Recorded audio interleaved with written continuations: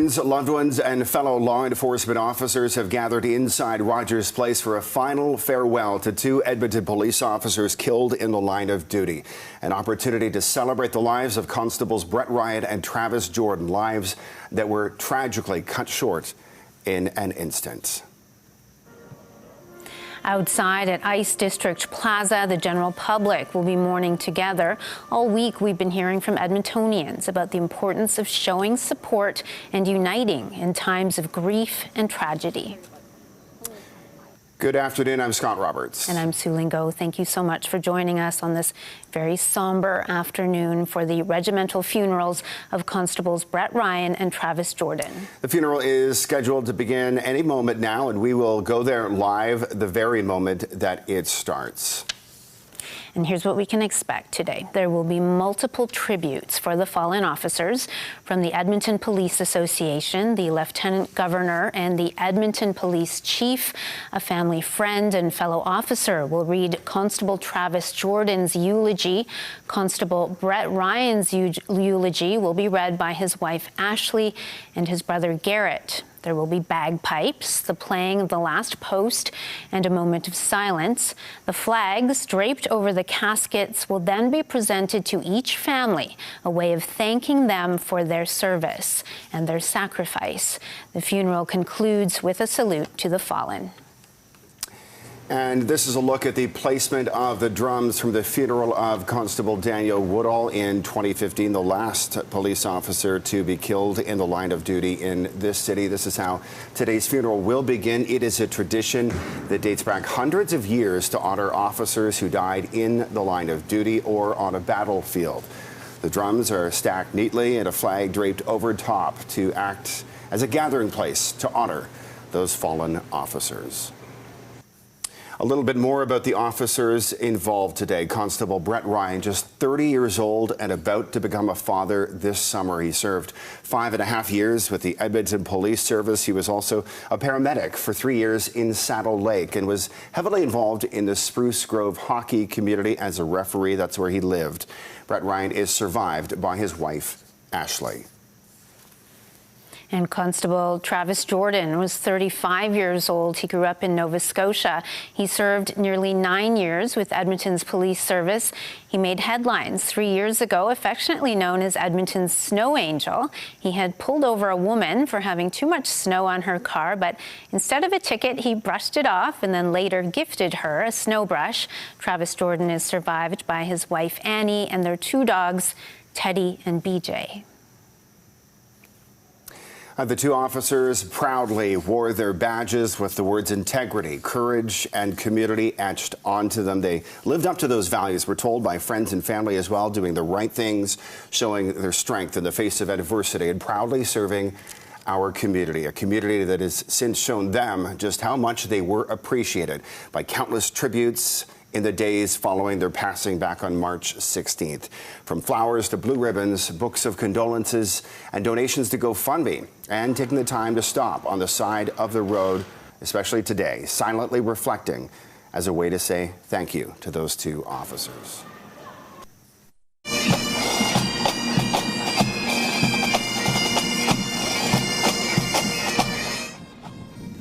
And hundreds of people lined the streets of our downtown core today, saluting the two hearses carrying the caskets of Constables Brett Ryan and Travis Jordan.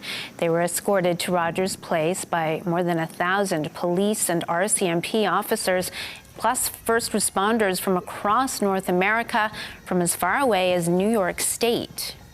All right, let's go live to Quinn Oler now. And Quinn, you were at the beginning of where this procession began more than an hour ago. What was that like? What did you see? What did you hear? I know you've been speaking with a number of different police officers involved in that procession.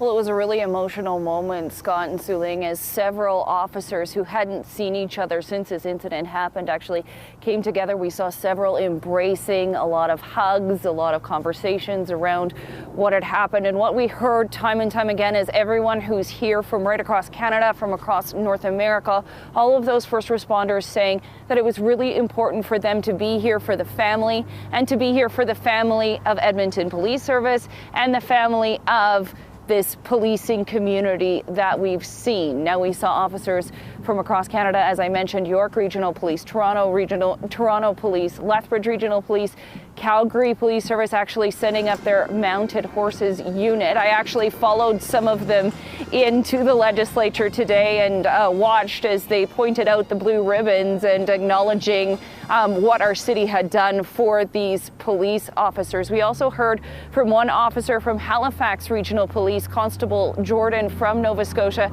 They were actually responsible for a drive-by of the family's home on the day that Constable Jordan was killed to show their support for that family. Here's what some of those police officers had to say to us today.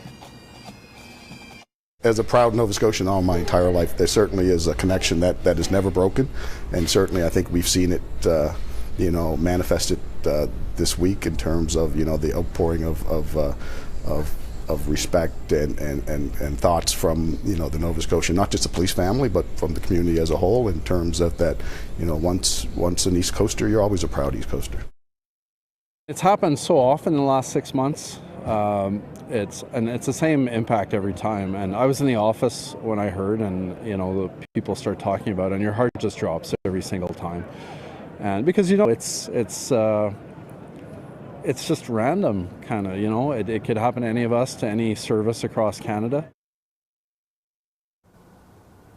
Yeah, we heard that time and time again. Several police officers acknowledging that, it could have been any one of them. It could have been any one of their families who are now grieving, but they really wanted to show their support for the families. For those who aren't familiar with the legislature grounds set up to the east of the building, there's a road that goes all the way down around the legislature and around a park that's there. That was absolutely filled with everyone from Edmonton Police Service members, the RCMP, Edmonton Fire Rescue.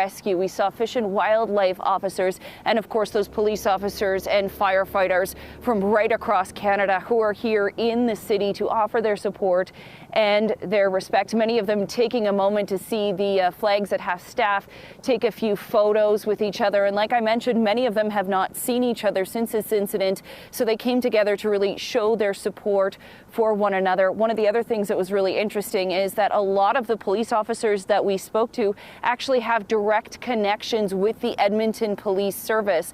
The one officer that you saw there from Saskatoon, his brother is with Edmonton Police. We spoke with one officer from Ottawa who said he had a really good friend who was with EPS as well. And they said it was just really important that they were here to show their support and to show the city of Edmonton and these families that they are with them. Scott, Suley. Thanks so much, Quinn. That is what it's all about, just showing up to show support. And the funeral for Constables Brett Ryan and Travis Jordan will start any moment. This is a look at Rogers Place here, where there are thousands of people inside. We'll take you in there live the second it starts. As mentioned, Rogers Place is full of family, friends, loved ones, police officers, military members, first responders. But of course, the public still has an opportunity to be a part of this celebration of life. Let's go live to Lisa McGregor, who is just outside Rogers Place, of course, where some have gathered to watch the funeral, others gathered to watch that procession that went by you just a short time ago. What is the atmosphere like there? What was the mood as all these officers were walking by you a short time ago? Scott Sulang, many people have walked over from the street on 104th Avenue and beyond to gather here to, of course, watch the live stream. And there's a feeling of unity and a bit of a somber mood, obviously. Everyone I spoke to, the reason for coming here is because they all have a connection to somebody in EPS or a first responder, every single one of them, and they wanted to sit here and show their respects and pay tribute to the fallen officers. And as you saw all morning, there's thousands of officers here gathered from across Alberta, across the country, but the work doesn't stop for them. So that's where places like Parkland Search and Rescue come in to lend their support and help, because there's a lot of work that still gets done and needs to be done. Neil Warner joins me. What are you getting up to today, and why was it important for you to come out and help? Well, Edmonton Police Service is a partner of ours. We get called out to do search and rescue work with Edmonton Police Service. We know many of the people in there, and of course Constable Ryan was a Spruce Grove resident. We're from the Stony Plain Spruce Grove area. I know that sheriffs have been called in to help with traffic. I know cameras officers have come in to help out. What exactly have you been summoned to do here today? Well, we were asked to help out with directing people where they need to go. We were handing out maps, and also we're all first aid trained, so if we had to, we would be able to help with that as well. What did you think of all those officers walking along 104th Avenue? It was absolutely breathtaking. It was so sad and yet so spectacular as well. To see those people, it's just amazing. And what did you think about the fact that, you know, so many have come from across the country, and it kind of puts into perspective just how many people risk their lives every day in their job? It certainly does. The thin blue line, it's amazing. And how about you? Is there also kind of a sense of somberness? I mean, you're in a job that also involves a lot of risk. How does it feel, I guess, seeing something like this in a service for two officers that were killed in the line of duty? Well, it brings it home that they put their lives on the line. The fire, police, search and rescue people, we all try and do our best and be there for people when they need us. And what do you think of all these Edmontonians and probably other people from around the province and country coming out here today, either to watch the live stream here shortly and just to line the street? It's wonderful. It's such a show of solidarity with the losses, especially the family and friends of those poor officers who we're missing very, very much. Well, thank you so much, Neil. I really appreciate it. Lots of people still trickling into Ice District Plaza. They're waiting to watch the live stream of the funeral service, which is taking place inside of Rogers Place in a matter of moments. And of course, when they do leave here today, there will be a final tribute to commemorate their sacrifice for all their service. And many may have noticed here today, a lot of the officers wearing their blue ribbon. They wore that the day that the two officers were killed, and they will wear that until sundown tonight, and that is also when the flags will be put back up. Still a somber mood here today outside of Rogers Place, but many people are finding comfort in gathering together to pay their respects to the two fallen officers, Sue Lang and Scott. All right. Thanks so much, Lisa. It's very kind of those people to stop and chat with Lisa. Again, we are just waiting for the start of the funeral for Constables Brett Ryan and Travis Jordan, who were killed in the line of duty on Thursday, March 16th. Regimental funerals, thankfully, are rare in our community, something we don't see very often. This is the third one held in the Edmonton area since 2015. Amazing grace, how sweet the sound. This was the scene on January 26th, 2015. Thousands attended a funeral service in St. Albert for RCMP Constable David Wynn, who was shot outside of a casino. He was remembered as a kind and generous soul with an extraordinary capacity to make the world a better place.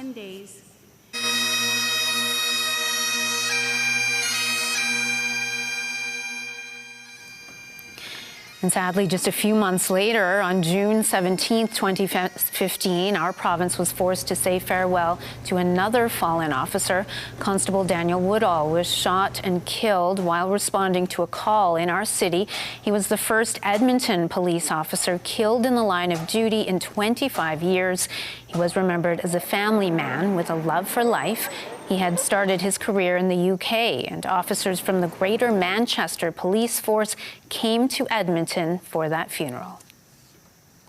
And shortly after the deaths of Constables Brett Ryan and Travis Jordan, the Woodall family released a statement saying in part, "I'm heartbroken to hear the news of the two officers sadly taken in the line of duty. It has understandably brought back painful memories.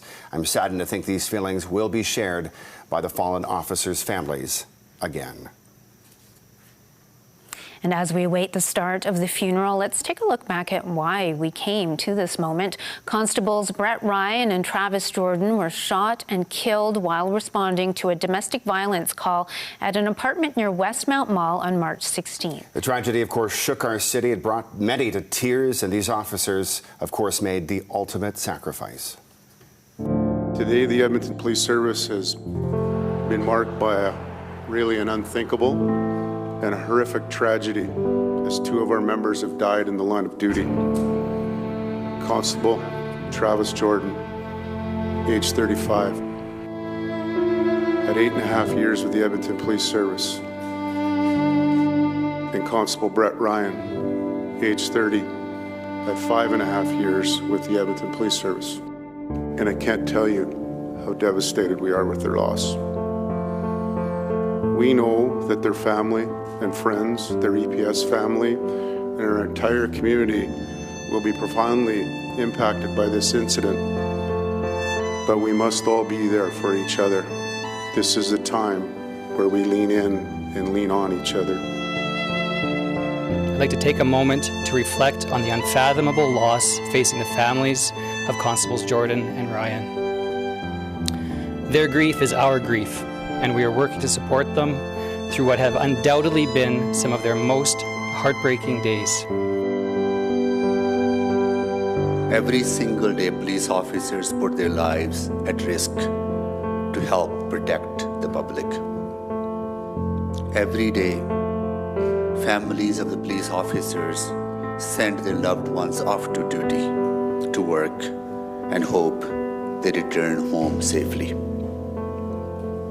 This did not happen for Ryan and Jordan families. As a former police officer myself, this hits very close to home, so to all my brothers and sisters out there, my heart is with you. It's been a tough week. It really shows what we actually go through behind the scenes, and that could be any one of us. It could be any single first responder. It could be an EMT. It could be a firefighter that shows up to that door first. The outpouring of support has not gone unnoticed. Across the city, the country, across the whole world, you give us strength. I just felt it was important to support them. We're there for them. I think a lot of us are there for them. Our members are today, even in the face of tragedy, at work, protecting our city. This is what police officers do every day, even when they understand that the risks that they face. We are grateful for their ongoing commitment, even in the face of tragedy. As a police chief, I just want to tell you how humbled and proud I am of our members who continue to serve our community, this community, under such horrific circumstances. These two members died in service and protection of our community, and their lives and sacrifice will not be forgotten.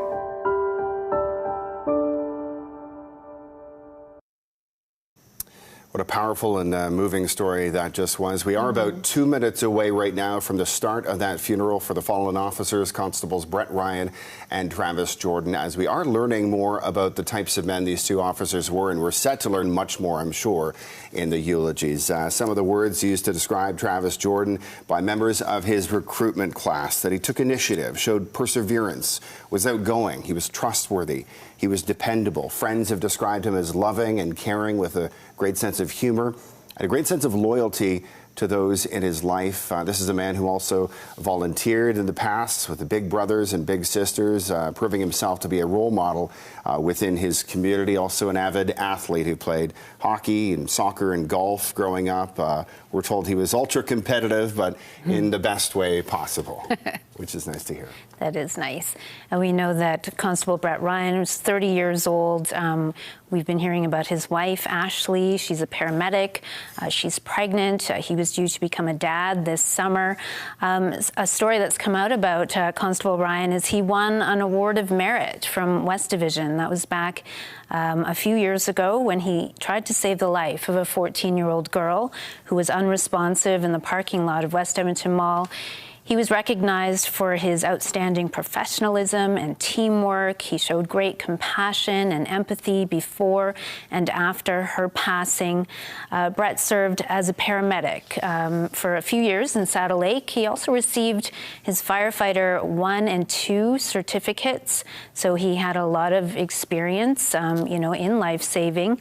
His recruit class described him as having outstanding interpersonal skills. He excelled at public speaking speaking and staying calm in stressful situations, which obviously, made a lot of sense for him to win that award. He was also into sports. I'm sure that Constable Ryan and Jordan both talked about that. The funeral, again, set to begin here in just a few moments. And here's some of what we can expect during the service. There will be multiple tributes for those fallen officers from the Edmonton Police Association, the Lieutenant Governor, and the Edmonton Police Chief as well. A family friend and fellow officer will read Constable Travis Jordan's eulogy. Constable Brett Ryan's eulogy will be read by his wife, Ashley, and his brother, Garrett. There will be, of course, bagpipes, the playing of the last post, and a moment of silence. The flags draped over the caskets will then be presented to each family, a way of thanking them for their service. And the funeral will conclude with a salute to the fallen. All right, we're going to take you back to some of the procession. We talked a bit earlier about the symbolism and the images we saw during that procession. You just saw that sea of blue. These police officers walking in lockstep, shoulder to shoulder. You see the hearses there carrying those caskets, again, from the legislature grounds to Rogers Place. Just powerful images. Yes. And look at that. The show of support was incredible. More than 1,000 police officers and first responders, firefighters as well, and of course the people lining the streets to watch this procession. Perfectly in sync as well. We know the Honor Guard had been practicing since the day of the incident. They wanted to make sure that everything was absolutely perfect for today. This is how much this means to all of these officers to really show all this support. And it was wonderful to see so many Edmontonians come out as well, kids as well. Absolutely. Some more of the symbolism that you will see at the funeral. The officer's cap, medals, and badges will be placed on the casket. That meant to visually represent the officers who are lying beneath, inside those caskets. The cap, of course, placed at the head of the casket, the medals at the chest area, and the badge at the belt, along with those Canadian flags that once again will be presented to the families. And the funeral service for Constables Brett Ryan and Travis Jordan is about to begin at Rogers Place. Let's take you there live.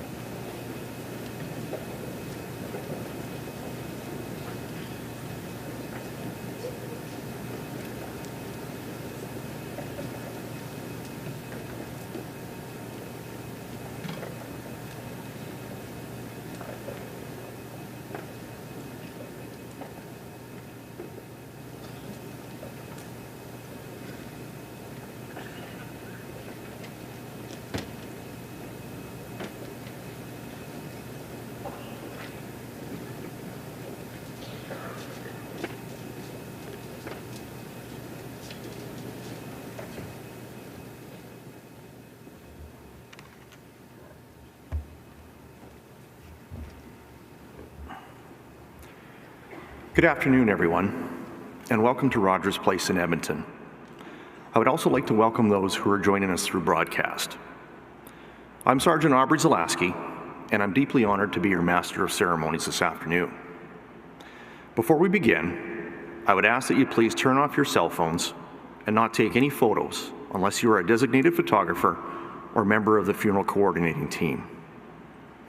I would like to start by acknowledging members of the Jordan and Ryan families who are here with us today. On behalf of Chief Dale McPhee and all members of the Edmonton Police Service, I want to extend our deepest condolences and thank you for sharing this day with us. I would also like to acknowledge the following dignitaries who are present with us here today. Her Honor, the Honourable Salma Lakhani, Lieutenant Governor of Alberta, and His Honor, Dr. Zahir Lakhani. The Honourable Danielle Smith, Premier of the Province of Alberta. The Honourable Mike Ellis, Minister of Public Safety and Emergency Services. The Honourable Rachel Notley, Leader of the Official Opposition. The Honourable Marco Mendicino, Minister of Public Safety for the Government of Canada. His Worship, Amarjeet Sohi, Mayor of the City of Edmonton, and Chief of Police, Dale McPhee, and distinguished guests. Today, we gather as a grateful community to grieve the loss and celebrate the lives of 2 Edmonton police officers killed in the line of duty on March 16th, 2023. During today's ceremony, you will learn about Constables Travis Jordan and Brett Ryan and their impact as police officers, citizens, and loved ones. Although today is a regimental police funeral, we want to acknowledge the sacrifice and contribution of all emergency responders, many of whom knew Travis and Brett and worked alongside them at various calls. You as emergency responders shared the same calling as them, to help others and keep our city and its people safe. Over the past 10 days, Travis and Brett have best been remembered for the uniform that they proudly wore and the ultimate sacrifice they made in doing so. While it's true that the uniform is a large piece of their identity, today you will learn how they were so much more than the badge that they carried. At the end of today's ceremony, each of you will walk out of these doors carrying a piece of their legacy with you. You will understand what drove these exceptional men to become police officers, and when asked to do so, willingly and unselfishly lay down their lives for our community. You will also learn of the qualities that made Travis and Brett beloved by so many in their lives outside of their squad car. To begin our memorial today, the Edmonton Police Service would like to acknowledge the land and territory that we stand on here today. The Edmonton Police Service, located on the traditional homelands and gathering grounds of the Cree, Dene, Anishinaabe, Blackfoot, Papachase, Nakota Sioux, Kianyan Kaha, and the Métis people, would like to acknowledge the signatories and descendants of Treaty 6 territory. The trooping of colours will now occur, and Drum Major James McLeod will place the drums. The process of trooping colours over a drum is derived from the ritual of creating an altar with the drums and colours on the battlefield when a building or church was not feasible. Colours were a visual representation of the unit or regiment's history, traditions, and pride. Their display atop the drum set was the most significant gesture that could be created on the field of battle to acknowledge the ultimate sacrifice being made by the fallen. I would invite everyone to please stand. Saluting the colours is not required as the precedence is given to the fallen. Parade! Attention! Drum Corps!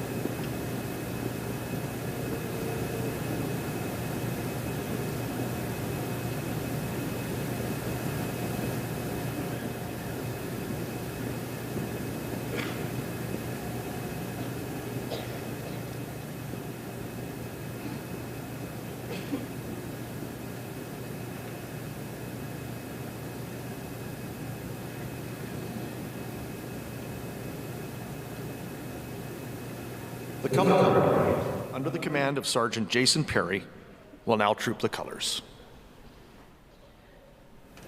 Color party!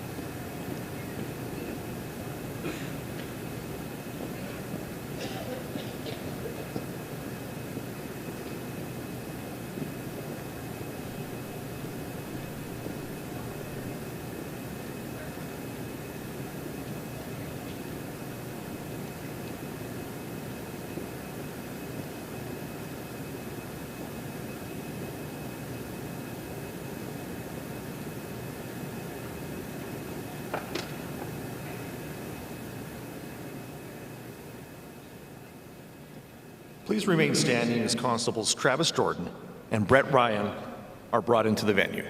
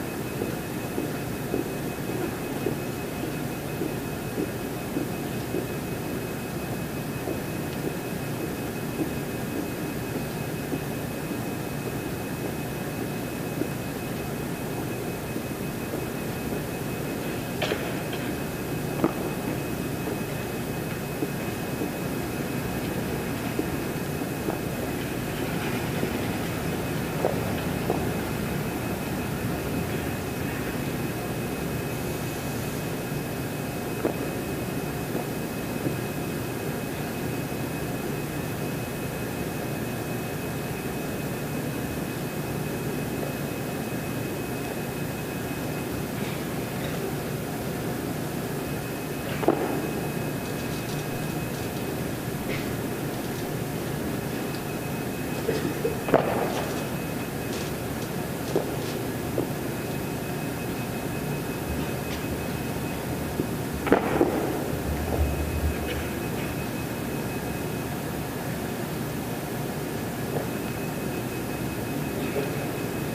fallen's forge cap, medals, and badge are placed on the casket as a visual representation of that officer, and the accoutrements are placed in the order that they would exist on the uniform.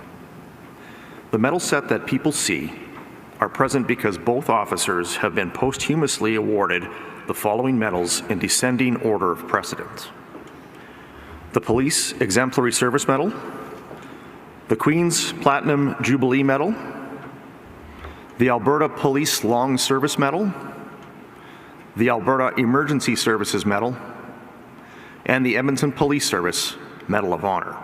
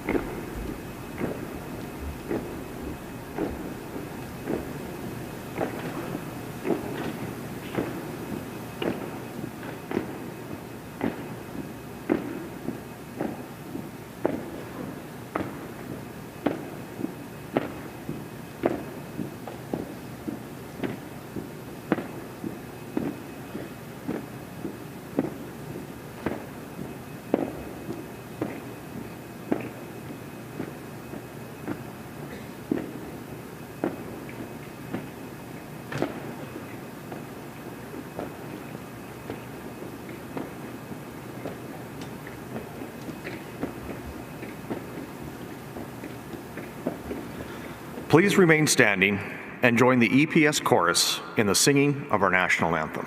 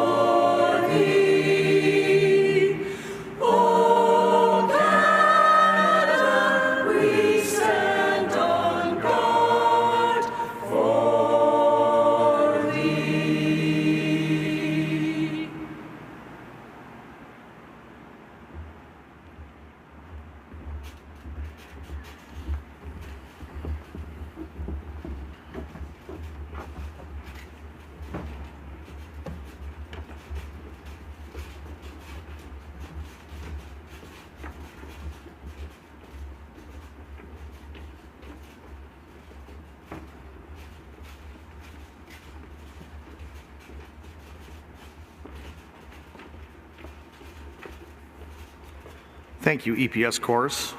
Everyone may be seated. Stand at ease.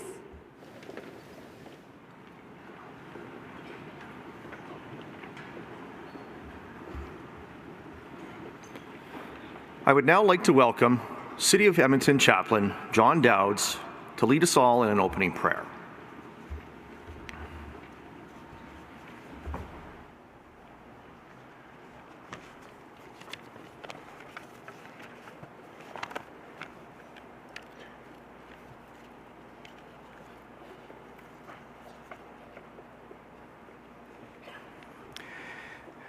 As has been expressed by so many people, my deepest sympathy to Travis and Brett's families,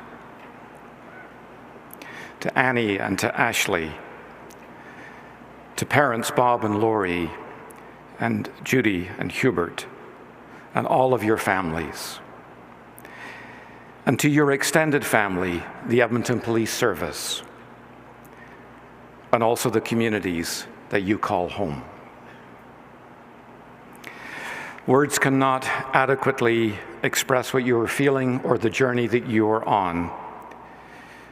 Words cannot adequately express the love and concern that we all have for you that fills the air in this place and beyond this place. But words are what we have, and gestures of love are what we have.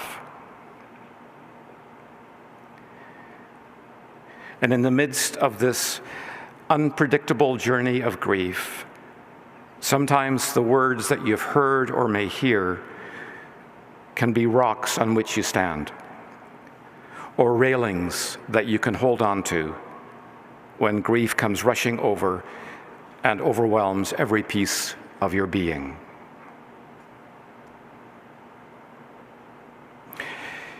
Here are some words now. They're in the form of a prayer. Pray them with me if that is what fits for all of you and is a part of your spiritual journey. If not, then perhaps seize these moments to reflect on the words and take what you need and what you want today and leave the rest. Let us pray. To you, O Holy One, known by many names and yet beyond all names, we bring these prayers. We gather here to remember Constable Travis Jordan and Constable Brett Ryan, loving husbands, sons, siblings, family members, friends to so many, called to serve, devoted to service. For their courage and their deep commitment, we give you thanks. For their families, we pray that they will be strengthened by the love and compassion that surrounds them here today and beyond, and by the presence of your Spirit. For the Edmonton Police Service, an intrinsic part of the fabric of our community, people called to serve and protect, we give thanks. And today, perhaps like no other day, we offer our deep gratitude for our police officers, who they are, the work they do with such dedication and bravery.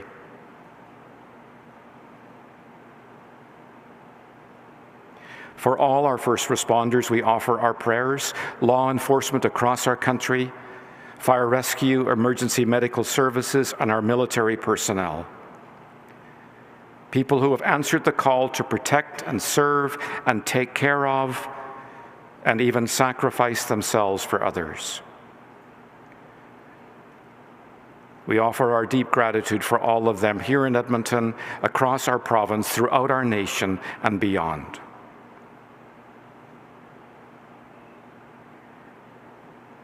And for Edmonton, we pray, a community, a family. And as family, when one hurts, everybody hurts. When one is in need, family gathers together to help and support. We've done that. May it continue and be sown into the very fabric of who we are. Be with us, O Holy One, here in this place, as we mourn the tragic loss of Brett and Travis, and as we give thanks for who they were and the legacies they leave for all of us. These are our prayers Amen.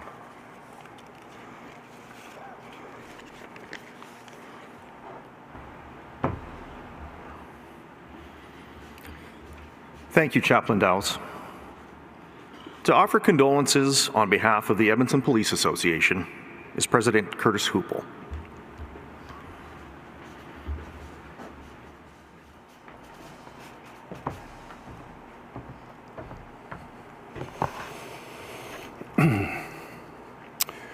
Good afternoon. I'm honored to be here today on behalf of the Edmonton Police Association. As a 20-year sworn member and a representative for almost 2,000 police officers, I want to convey some brief words of support to the families of Constable Travis Jordan, Constable Brett Ryan, and our entire police family. Senseless is a word that fits this moment. Accepting loss that cannot be easily explained can tear at us. It's hard to accept, and it creates difficult emotions to heal. To the Jordan and Ryan families, the entire police family here today and worldwide mourns with you and is deeply sorry for your loss. We all want you to know they were loved, respected, admired, and damn great cops. Travis was a stellar man. He showed up for people at every moment of his career with care and compassion and without hesitation, even in the most challenging circumstances. Brett was an outstanding man and a valued member of our family. He was driven, focused, intelligent, and relentless in his service. They were both the best of us. We all want to honor their sacrifice and find meaning in this moment. We all owe Travis and Brett the commitment to cement their legacy into the pillar of strength that burns their internal flame in our hearts and across our city. To my police family, since March 16th's event, you have continued your duties while trying to comprehend the gravity of what happened to our colleagues. Losing our brothers reminds us of our social contract we carry as a part of our uniform. Their ultimate sacrifice is a stinging reminder of how important it is not to underestimate the dangers of our job while still offering compassion to the communities we serve. Today we stand witness to the sad fact that sometimes the terms of this contract are paid with the ultimate sacrifice. Constable Jordan and Constable Ryan fulfilled their service to the ultimate measure. For this, we owe them our gratitude and our relentless protection of the police service and the community that they honored with their very lives. As we leave here today, remember to support each other while taking time to attend to your grief. To the Jordan and Ryan families, this police family is here for you and is committed to never forgetting. To Travis and Ryan, you'll be dearly missed. Rest easy, brothers, and let your police colleagues take it from here. Thank you.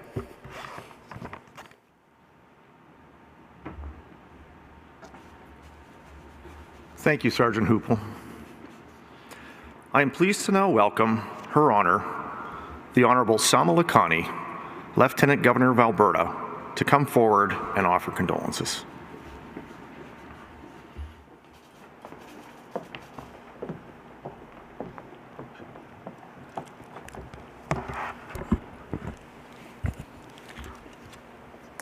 Thank you. Good afternoon. I would like to begin by offering my most heartfelt condolences to the family, friends, and colleagues of Constable Travis Jordan and Constable Brett Ryan.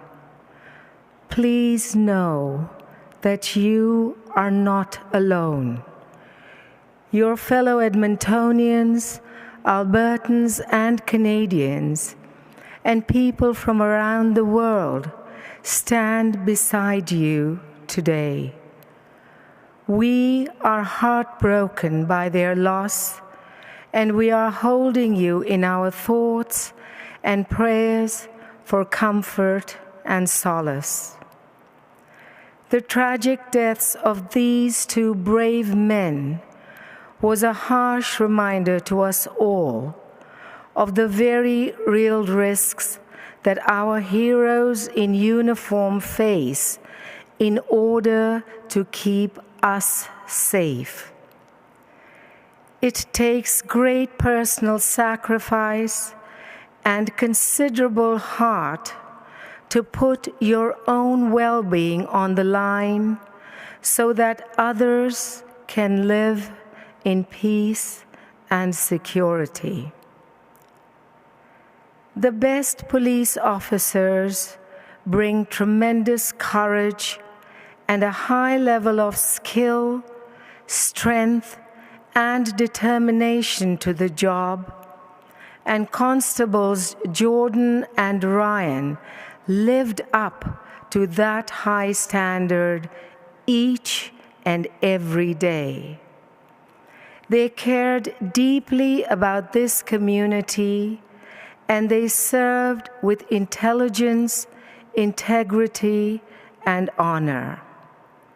I have learned from those who knew them that Travis and Brett also shared a remarkable ability to connect with those who were in trouble or experiencing trauma, always taking the time to let people know that they were heard and understood.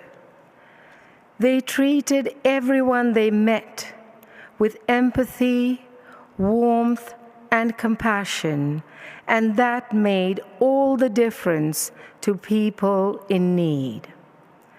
We were truly fortunate to have had them among us, even if it was for far too short a time. While nothing we say or do can take away the pain that comes with such a terrible loss, I hope that all who are grieving for Travis and Brett can find some measure of comfort in knowing that their legacies will live on. We will remember them always for the remarkable spirit they brought to their duties and for the countless people who they helped and the lives they saved over the course of their careers. Above all, their enduring legacies will live on in the love and friendship they shared with those who were fortunate enough to have had them in their lives. They will be deeply missed by all who knew them and forever honored by a grateful city, province, and country. I offer my deep gratitude to members of the Edmonton Police Service and to all of our Albertan and Canadian frontline heroes in uniform for your sustained service. Again, to the family members of our two brave heroes, please know that they will never be forgotten. They will remain in our hearts and be forever celebrated in our history. As someone who came to Canada from another part of the world and who has come to deeply appreciate the safety and security we enjoy in this country, I can say this: it is only because of the daily courage, commitment, and dedication to their profession of those like our two young heroes who gave their all for us that what we each take so much for granted every day is even possible. May Constables Jordan and Ryan rest in peace, and may we continue to honor them through our shared commitment to fostering the strong, hopeful, and peaceful society they believed in. A society that represents the best of their brave and caring spirits and the best of who we are as a people. Thank you.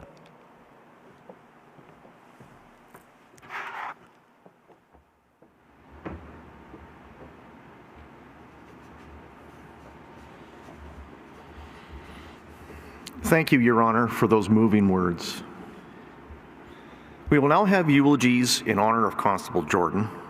I would like to first invite Brodie Sampson to the podium.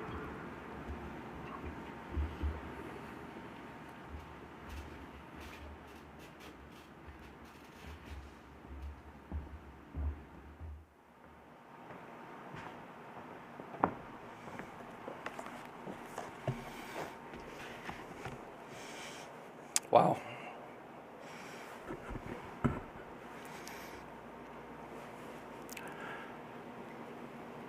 Good afternoon, all.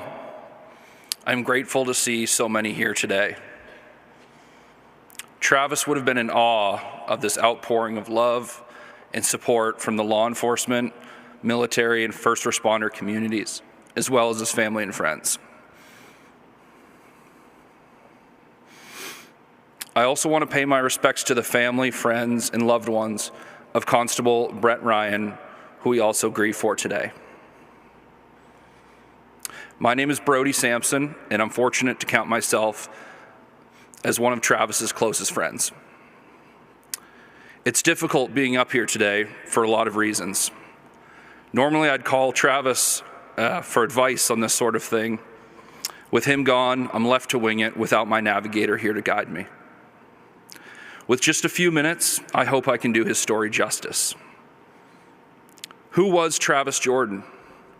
Travis was from a small community of Colebrook, Nova Scotia, where he grew up in a close family.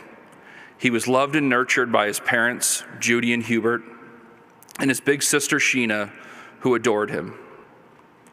Travis was the resident hero to his nieces and nephew, Kenzie, Kiara, and Reese, and of course, Nanny Seeley. His family knew him the longest, the deepest, and the very best. For those of you who didn't know Travis, I hope I can introduce you. Judy and Hubert were dedicated parents, working hard to ensure Travis and Sheena were well cared for and even more well loved. They raised Travis to be the man that we all loved. Travis's childhood was filled with hockey, soccer, golf, and countless escapades. On snow days, Trav would swing by and pick up me and our other teammates, and we'd go to the rink for hockey. In summer, Travis loved golfing, and he wouldn't tolerate just 9 holes. He'd keep us out in the hot sun just to play those extra 9. Good thing he wasn't competitive. Travis had many very close friends, several of whom are here today, and others watching from afar. What we have in common is that we were able to experience Travis's kindness, contagious joy, and unparalleled positivity, even in the face of hardships. It's the essence of bravery and perseverance he helped instill in us that gets us through these hard times now.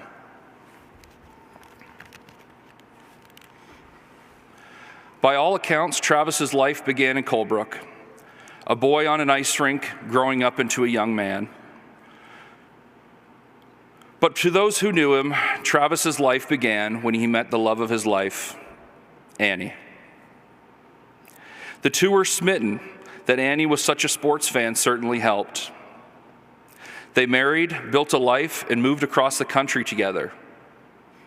They had 2 beloved dogs, BJ and Teddy, a loving family, and many close friends. The two loved to travel, to the mountains, to Florida, or home to Nova Scotia. Most importantly, these two loved to travel to connect with loved ones and close friends. Judy, Hubert, Sheena, Kenzie, Kiara, Reese, Annie's parents, Shelley and Blair, Annie's brother Sam, and his bride-to-be Allie, if she ever asks. Annie was his first and only love and his soft place to fall when life got too big and too loud. Golf may be a solo sport, but Trav and Annie were a team. What a gift to have shared a love like this. Travis had a strong moral compass and his values were sound. He was the epitome of integrity. Travis was dubbed the Snow Angel of Edmonton, and this is who Travis always was, even when no one was looking, even when no one was taking pictures or writing articles. He did it because that's who he was. He was the consummate diplomat, loving, kind, and compassionate, and he wore these attributes like armor. Instead of social media, he would pick up the phone and call, fostering real connections. Relationships were paramount to Travis. Travis's dream was always to be a police officer. His hard work and determination helped his dream come to fruition nearly 9 years ago. Travis and Annie packed up their lives in Nova Scotia and moved to the big city of Edmonton, where Travis was able to live out his childhood dream. This is not a mantle that Travis carried lightly. We strive to protect those we love from the unkindness of life and the dark clouds of humanity. However, we cannot always keep our loved ones safe from all that their journeys hold. We can only love them unconditionally, be a safe harbor for them as they encounter the challenges of life, and support them in their dreams. Everyone should have a Travis in their lives to encourage you, to laugh with you, to love you, to celebrate with you during life's greatest moments, and to cry with you through its hardships. These virtues were taught to Travis by Judy and Hubert as a child, and they nestled deep into the fabric of who he was. Travis's love was a gift to us. His generosity of spirit made his corners of the world a better place. And we too can improve our own small corners of the world by following his tireless examples of goodness. Travis and Brett are now the example of dedication and sacrifice. I'm overwhelmed today looking out into this sea of blue. Each of you willing to courageously risk your own safety to ensure another's. Your work has never been easy, and on a day like today, that rings more true than ever. Your bonds of brother and sisterhood deserve our respect and our gratitude. Annie, family, friends, and squad mates, you love Travis so deeply and so well. Because he was so well loved, he will be equally missed.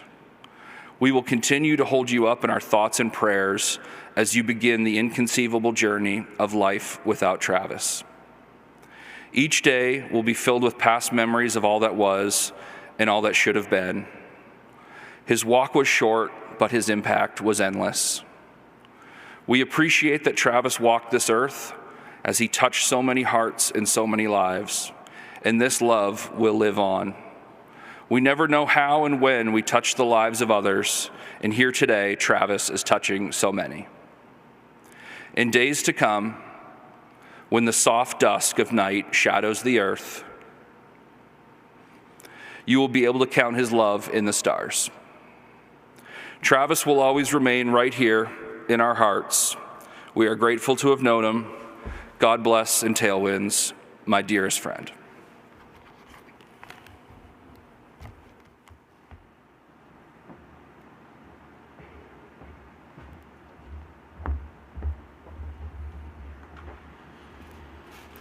Thank you, Brody. I would now welcome Sergeant Chris Gallagher and Sergeant Perry Getzinger to come to the podium.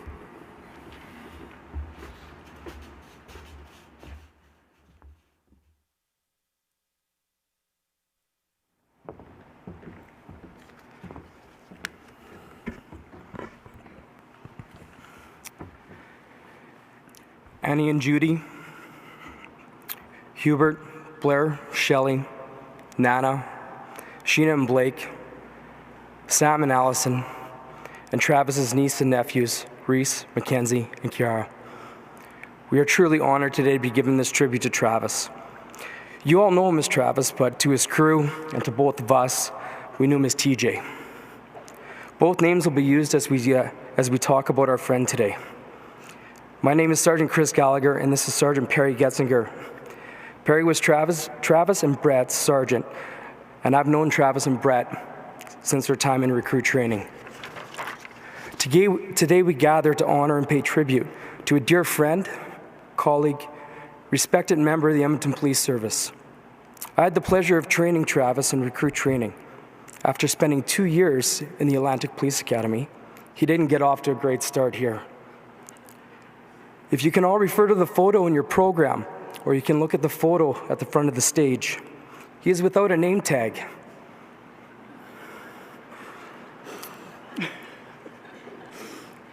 And if it was really a full photo, you would see that he also was not wearing any boots. The day the photos were taken, he forgot his boots and name tag at home, and it was only day 3 here. If you know Travis, you know that forgetting things and not being prepared was out of character for him. The class did many push-ups that morning, and needless to say, he never forgot his name tag or boots again. Travis loved being a police officer, and his passion for serving and protecting his community was evident in everything that he did. He was dependable, loyal, and his colleagues knew that they could always count on him to have their backs. Travis was a well-respected member of the service, and his dedication to his job was unparalleled. Travis was a leader right from the start. He was an excellent recruit training officer and was always willing to mentor new recruits coming into the crew. Sergeant Getzinger called on him to go up temporary acting. Travis always stepped up, and he always did an excellent job. He told me he always considered Sergeant Getzinger as his work dad.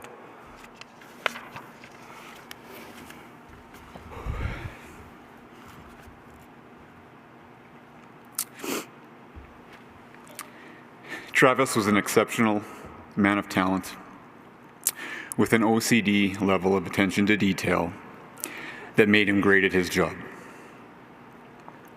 He was hardworking and well respected by his colleagues, and his contributions to this service will never be forgotten.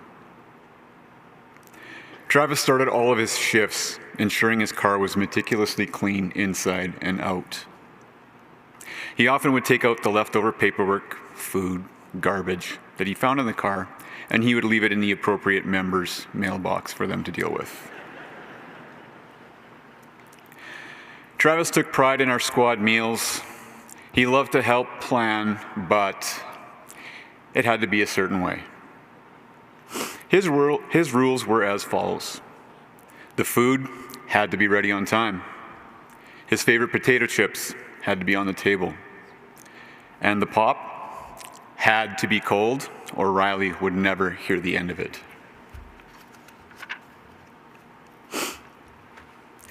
Beyond his professionalism and work ethic, TJ was also known for his great sense of humor.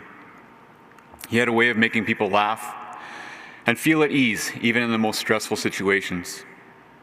TJ could diffuse tension with a well-timed joke or a witty comment, and his positive attitude was infectious. Travis was a leader, and I could always rely on him to fill my shoes when I was away. Well, on one shift while he was acting sergeant, Travis proceeded to play a prank on the most junior member of our crew. The last day of the set, he made sure everybody was on board, and then he proceeded to tell Riley that the squad had an 8-hour training day about economic crimes at Northwest Campus. The next morning, Riley arrived bright and early at Northwest Campus, looked around. His whole squad was at home in bed. This level of respect and trust by his peers allowed him to be pretty much the only one to get away with pranks like this. Travis was very proud to call squad for his family. To call squad for his family, and we are all going to miss him dearly.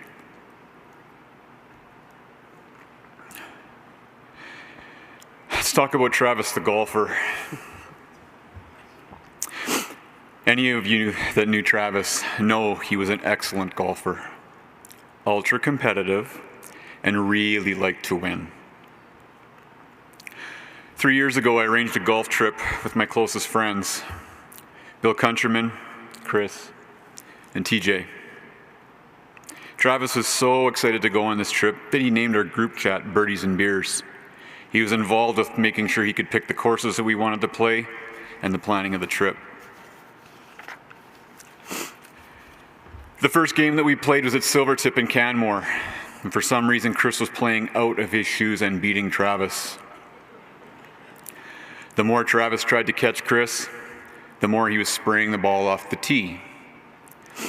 The three of us were never afraid to get in his kitchen. We tormented him for his ball going everywhere but the fairway. Somehow the nickname Sprinkles was born, and he embraced it, as evidenced on his personalized Sprinkles golf balls that he had made for this upcoming season. The victory at Silvertip was the one and only time that Chris managed to beat Travis at golf. No matter how hard I tried, I never managed to achieve that goal. I miss you, buddy.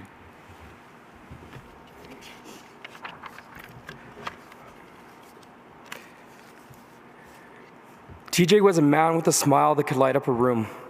A man of great integrity, he was always determined and motivated to be the best. TJ's goal was always to become a member of the tactical unit. One day while working out at West Division, he was running on the treadmill and he was approached by another member who was inquiring why such the intense workout. TJ informed him of his goal to get into tactical and he was preparing for the runoff. The member then offered his CrossFit workout, which consisted of 100 pull-ups, 200 push-ups, and 300 squats. And then he told TJ that he could do it in under 18 minutes. So after running on the treadmill for I don't know how long TJ was on there for, he got off, took the member's advice, started the workout while the member watched. TJ completed the workout in under 9 minutes. And in typical fashion, he let that member know, this was no big deal, man. TJ strived to be the best he could in everything that he attempted, and he never did give up. 3 nights ago, Annie saw the Northern Lights for the first time. Her and TJ had talked about watching the Northern Lights, but it was something that they have never done together. They were the brightest they've been in 6 years. Annie, Travis will always be your Northern Light. While we mourn TJ's passing, we must also celebrate his life and the impact that he had on those around him. He was a shining example of what it means to be a police officer, a husband, a son, a grandson, a brother, friend, or Uncle T. He was also a great dog dad. We are all better for having known him. So let us honor his legacy by committing ourselves to the values he held dear: dedication, hard work, humor, love of family, and community. Rest in peace, Travis. We love you, brother. Your service and sacrifice will not be forgotten.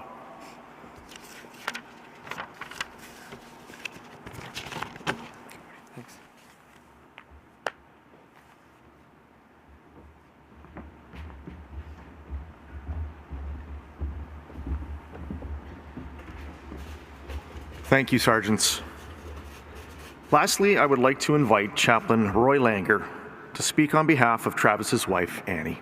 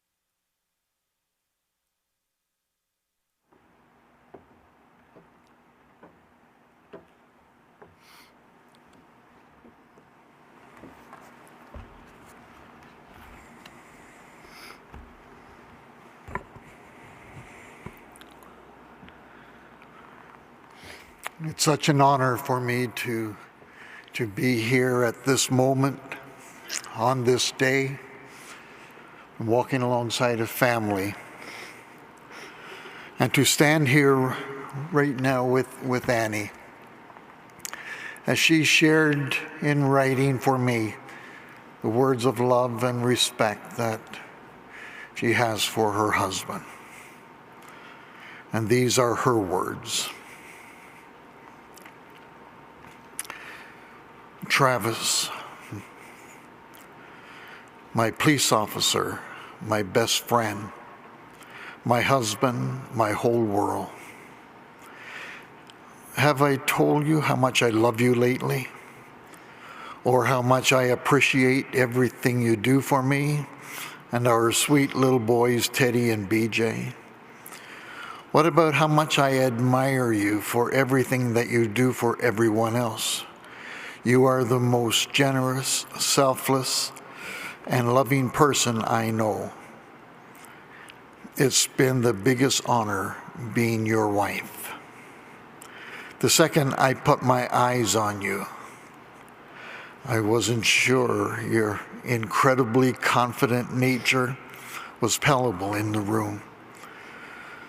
With time, you showed me what undivided attention really meant, as well as the chemistry that can take place when two individuals with so much in common connect in passion, trust, and true love. Our life together was truly remarkable right from the beginning. It was just easy. We didn't have one hard day in 11 years. The world was really ours. We had already started leaving our mark in so many different places. We were well on the way to exploring many other countries and sharing new experiences together. We worked hard together to build our careers and to get you to fulfilling your dream of being a police officer. Very persevered. We persevered together at every turn, simply gaining new insight along the way and setting our eyes back on the horizon. I was so proud of you when the news came that we would be moving to Edmonton in search of fulfilling your dreams, our dream of being a police officer. Your brothers and sisters in blue meant the world to you right from the beginning. You were lucky to have them, and they were lucky to have you.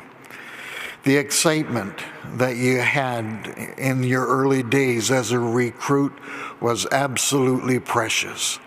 The stories that you came home with, and the anticipation of all the exercises ahead filled our household on a regular basis.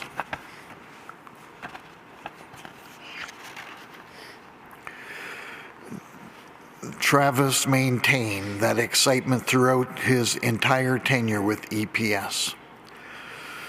And what came through that was just unbelievable. For almost 8 years, Squad 4 was family. Travis was adamant about staying on that squad as they were a very tight-knit group and an awesome sergeant. He would do absolutely anything for you, including sacrificing his life in the line of duty for those he loved. I think most people who worked with Travis, with him, attested to the type of individual that he was. Excitement that he had to take every call, any call, whether it was a fraud or a crime flight. He showed up and ready to go. He felt so supported by you all, even though his strong attention to detail could lead to some racked up charges in the squad fund.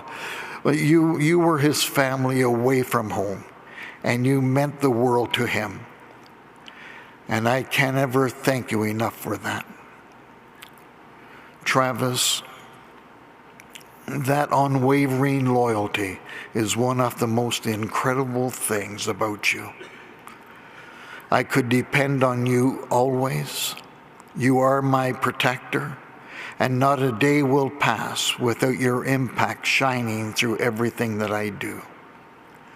On our wedding day, I vowed to stand beside you when you honor the fallen, and be understanding when duty comes to calling. So today, I am honoring you as I did that day, and will continue as long as I live until we are together again. Love, Annie.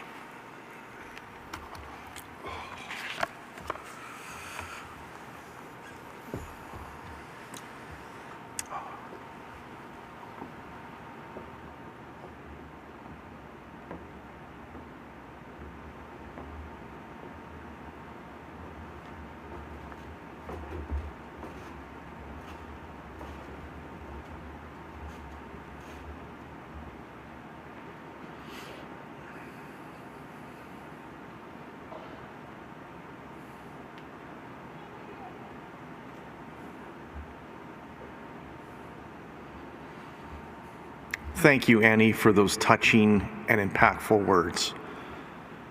And Chaplain Langer, thank you for speaking them on behalf of her.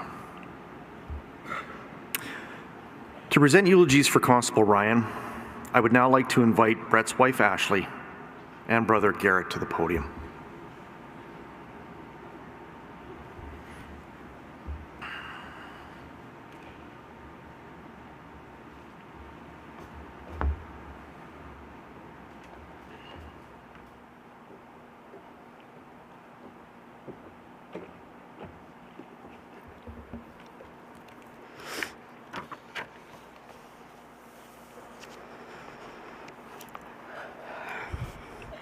Before I begin with Brett's eulogy, I would like to share something that my friend and coworker sent to me just a few days after Brett's passing.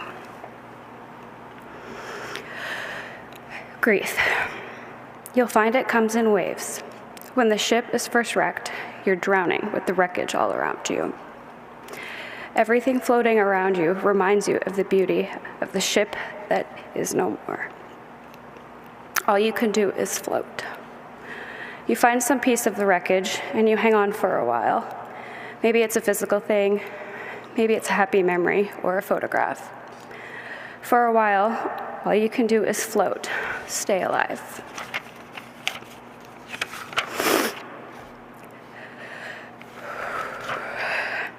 In the beginning, the waves are 100 feet tall and crash over you without mercy.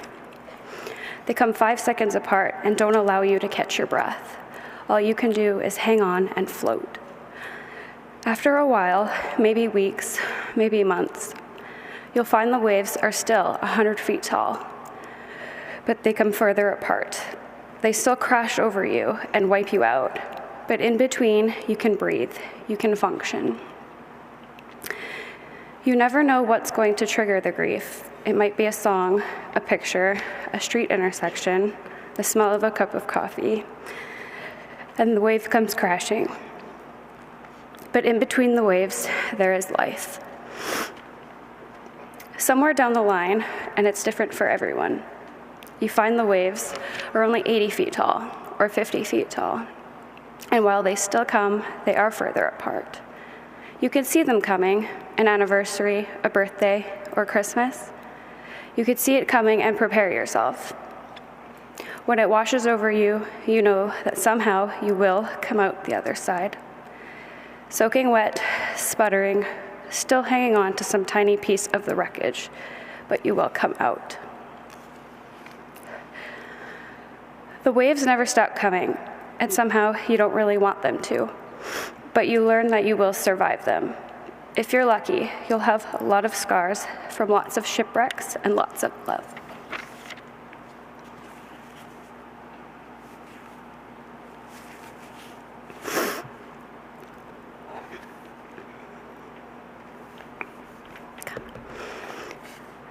Brett was an extraordinary police officer, friend, brother, uncle, son, doting husband, and proud soon-to-be father.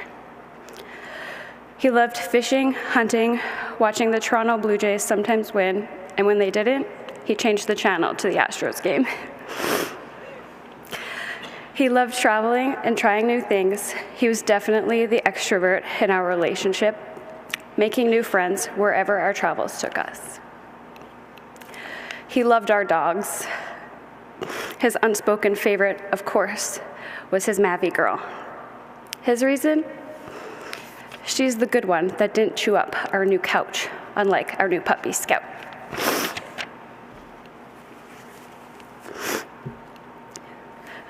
Brett did not want his eulogy to be sad.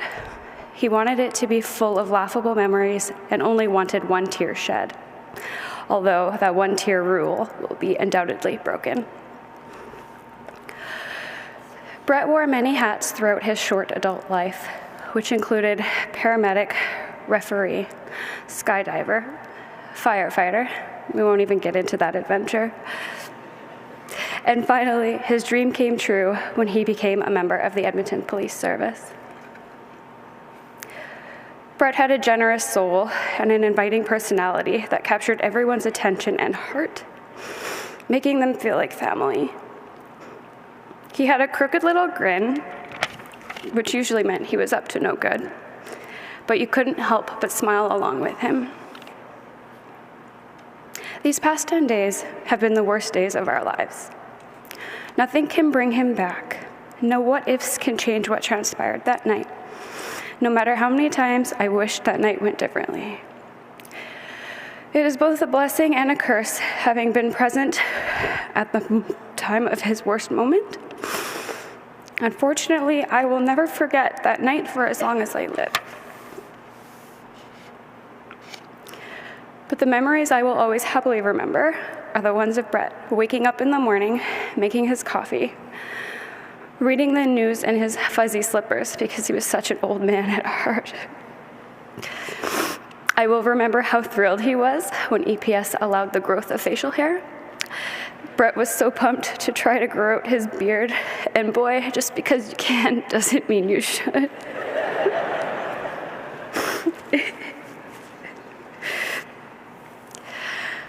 I will remember his snuggles and how his beard scratched my face when he kissed my cheek. I will remember his karaoke song choices at work Christmas parties, or any party for that matter. I will remember driving anywhere with him and telling him how terrible of a driver he was, with his reply being, "Ash, I drive distracted for a living. I think I can get you to where you need to go." I will always remember how we first met, being on the same call together, him slipping on ice in front of me, literally falling head over heels. It was instant for us both. I will remember his smile, his wheezy laugh. We've been told we laugh the exact same way. I will always remember how excited he was when Brett found out he was going to be a dad. And I know that is one memory I will never lose.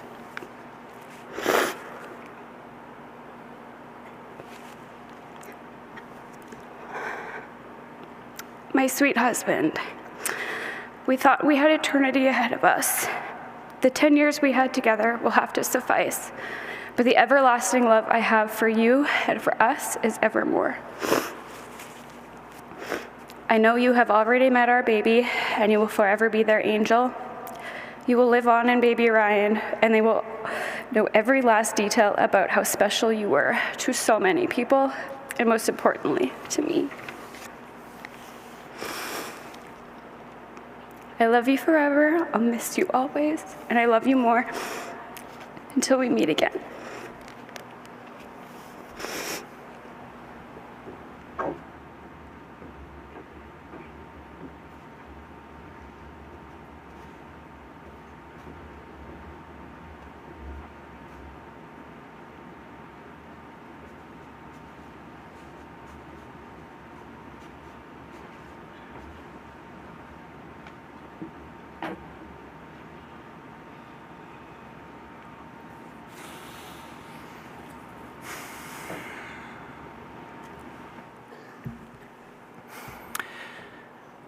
Good afternoon, everyone.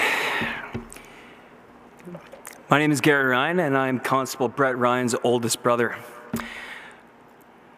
On behalf of my family, we'd like to thank everyone, all EMS services, Edmonton police officers, Edmonton firefighters, peace officers, correctional officers, SWAT members, EMRs, EMTs, paramedics, RCMP, and also our sheriffs.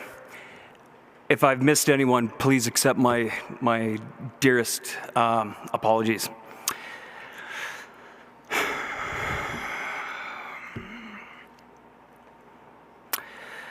Before I begin, I just want to express our gratitude for the warm wishes, deepest condolences, and prayers that we've received directly through instant messaging and across all social media platforms. The support that we've seen locally across the city of Edmonton, this very province, and this amazing country has been absolutely overwhelming. We've seen it, we've heard it, we've certainly felt it, and it's meant the entire world to us, and we cannot thank you all enough. I never thought this day would come. Not in a million years. How can you process something that makes so little sense? I wanted to speak today, but I wasn't quite sure how I'd do it. How do you summarize your brother's life in only a few short minutes? So I decided to think about love, and I'd be glad I did it. The harsh reality of this life is if you're lucky enough to know love, you will inevitably know loss as well. It's a non-negotiable part of the equation. Those two things are the great connectors of us all, and we understand the emotions of both. Brett Ryan was welcomed into this world as the youngest of three boys when he was born on June 3rd, 1992 at 12:11 p.m. to his loving parents, Bob and Lori Ryan, and two older brothers, myself and Kirk. He began kindergarten at Fox Creek School in 1997. With Mom being an emergency room nurse, to say that he was introduced to emergency services at such a young age is an understatement. When she drove the ambulance for the annual Canada Day parade, Brett was the little guy that was throwing candy to everyone outside the passenger window, and he thought this was the coolest thing. A few years later, if you notice a little boy dressed up head to toe in bandages, covered head to toe in fake blood, that wasn't anybody injured walking behind the float. That was just my brother.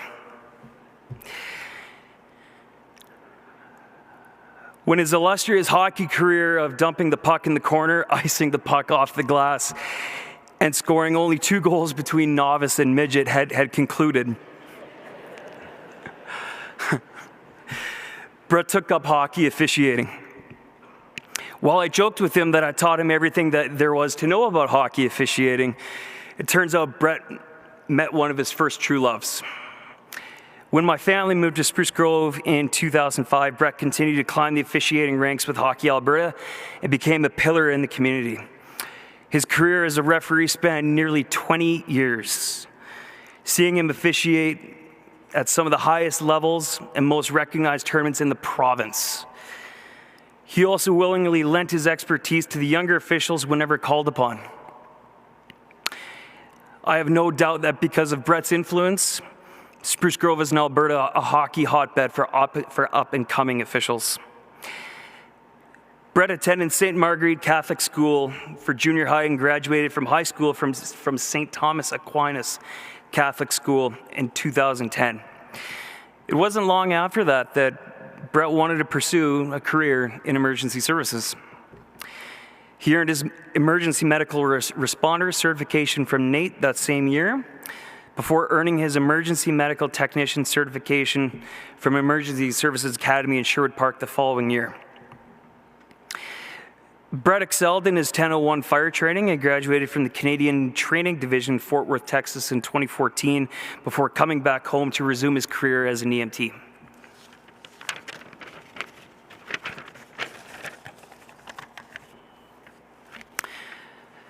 Working in his career at Saddle Lake, his life was changed when he met a beautiful girl named Ashley, when their respective crews were called out to the same scene. He then married her in 2015 at an amazing yet smoky outdoor wedding in Kelowna, BC. While Brett loved his career, he then began to shift his eyes and his heart ultimately toward a career with the Edmonton Police Services. My mom always used to say that hard work, dedication, and perseverance will get you anywhere. Brett pulled that advice into him and made it his own. And he graduated from Edmonton Police Services with flying colors with his diploma on July 27th, 2018. He did all of this before he was 25 years old. He was then stationed at Edmonton's West Division for 5.5 years. Needless to say, he found his home. As Brett began to grow into his own, we were also becoming the best of friends. And he taught both of his older brothers, Kirk and myself, a number of lessons that he expressed either verbally or silently. Some of these lessons might not resonate now, but we hope at the very least some of them will give us the time and opportunity to pause and reflect. Don't take life too seriously.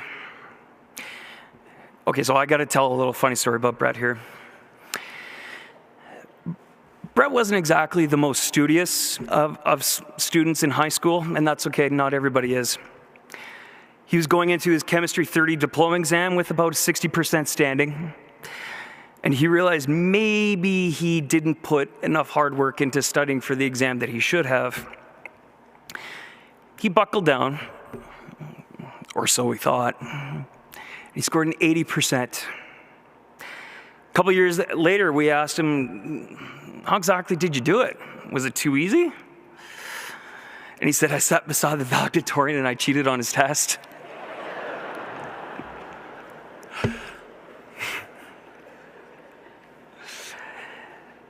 But he admitted to his shortcomings with full disclosure. That was Brett. At least he was consistent. The power of laughter is contagious. As what was mentioned just a few minutes ago, Brett had a unique smile to him. He had a unique smirk. One of, I just stole your wallet and you don't know about it. Brett had the most wheezy, contagious laugh I have ever heard in my life. He could be across the room laughing at something. I don't even know what he's laughing at, and all of a sudden I start laughing. His laughter was the loudest when he mounted the most epic comebacks against me in Super Mario Kart and Halo. I'll finally announce today that Brett was the better player all along. Practice confidence under pressure, Brett and I had a quiet conversation to ourselves a few years ago. And I just asked him if the nature of policing ever scared him. He looked at me, shook his head, and he said no. Brett was confident in himself, his abilities, and his training. Brett took his personal safety to heart, and he was without a doubt one of, if not one of the most safety-oriented officers you'll ever meet. Broaden your world and have fun. Brett lived by the mantra, work hard, play hard. And he applied the same passion and loyalty from his career to his friends. He loved fishing, camping, skydiving. I would never skydive, for that matter. Hunting, softball, Wendy's Baconators, Donairs, Timmy's Coffee, the Houston Astros and the Toronto Blue Jays, and playing with his two dogs, Mavi and Scout. He loved his vacation time, and his two favorite vacation times were Las Vegas and Mexico. Now, he also loved country music. Brett and I did a lot of bonding in my car when he was sitting in my passenger seat. If we weren't singing to Nickelback, we were singing to a lot of country music. So we apologized to any drivers around Spruce Grove who looked at us kind of weird when we were singing Come Over by Kenny Chesney with the windows down. It was just us Ryan boys having fun. There are lots of ways to get you to where you want to go. Brett was a shining example of the 6W philosophy. Work will win when wishing won't. His legacy is that he's a small-town boy from Fox Creek in Spruce Grove, Alberta, who followed his dreams and made the entire world notice.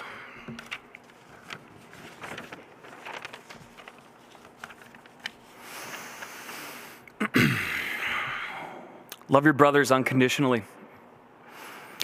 The relationship between siblings teaches you to love above all else and to appreciate those who don't tell you what you want to hear, who pester you, who make you angry, who steal your things, and who wants what you want. Siblings will always be friends and family no matter what, and they'll always be a phone call or text away.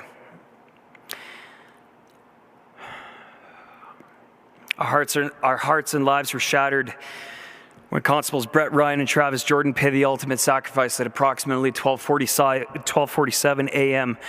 on Thursday, March 26, 2023, and our lives will never be the same.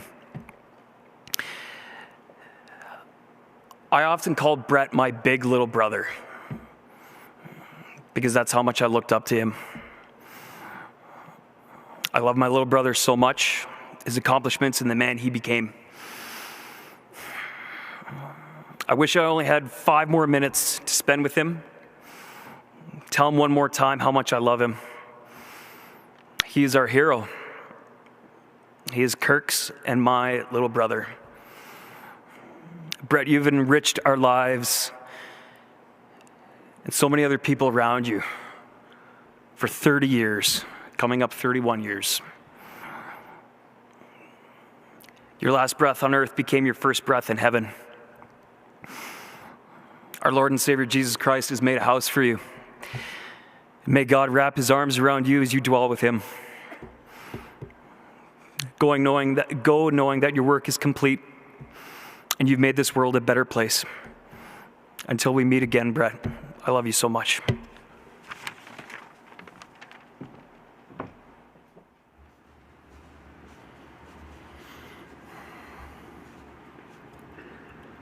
Thank you, Ashley and Garrett, for those moving tributes.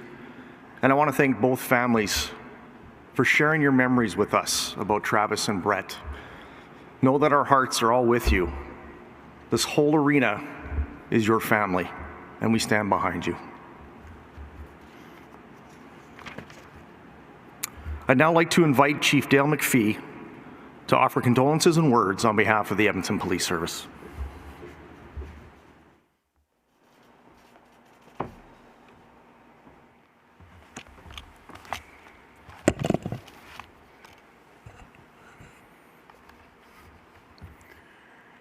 Annie,